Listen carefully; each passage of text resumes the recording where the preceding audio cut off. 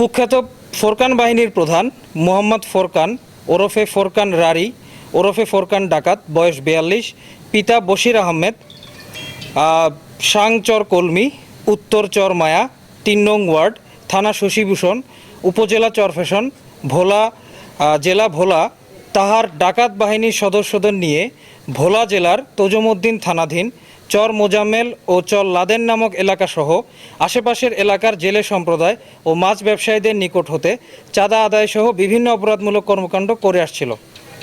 তাহার বিরুদ্ধে ভোলা জেলা এবং তাহার আশেপাশের জেলার বিভিন্ন থানায় মোট 14টি মামলা রয়েছে, যাহার মধ্যে ডাকাতির প্রস্তুতি মামলা রয়েছে মোট 4টি, অস্ত্র মামলা 2টি, হত্যার চেষ্টাসহ গুরুতর জখমের মামলা 1টি, ডাকাতির মামলা 2টি, চাঁদাবাজির মামলা 4টি ও দস্যুতা মামলা 1টি রয়েছে। পাশাপাশি পটুয়াখালী জেলার বাউফল থানার একটি ডাকাতির মামলায় শশীভূষণ থানায় তাহার বিরুদ্ধে একটি 7 বছরের সশ্রম কারাদণ্ড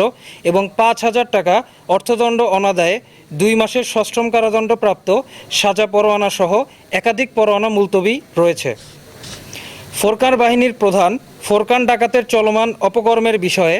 র্যাব ক্যাম্প ভোলা, র্যাব 8 বরিশালের র্যাব সদস্যগণ অবগত হওয়ার পর তাকে গ্রেপ্তারের নিমিত্তে তার অবস্থান শনাক্তের জন্য গোয়েন্দা নজরদারি কার্যক্রম চলমান রাখা অবস্থায় গোপন সংবাদের ভিত্তিতে আজ 1 এপ্রিল 2025 তারিখ আনুমানিক 1950 ঘটিকার সময় চরফ্যাশন থানাধীন মাতৃনিলয় হাসপাতাল অ্যান্ড ডায়াগনস্টিকের সামনে থেকে র্যাব 8 বরিশাল র্যাব ক্যাম্প ভোলায়ের একটি চৌকস আভিযানিক দল কর্তৃক গ্রেপ্তার করা হয়। আসামির বিরুদ্ধে পরবর্তী আইনগত ব্যবস্থা গ্রহণের নিমিত্তে তাহাকে ভোলা সদর থানায় হস্তান্তর কার্যক্রম প্রক্রিয়া চলমান রয়েছে।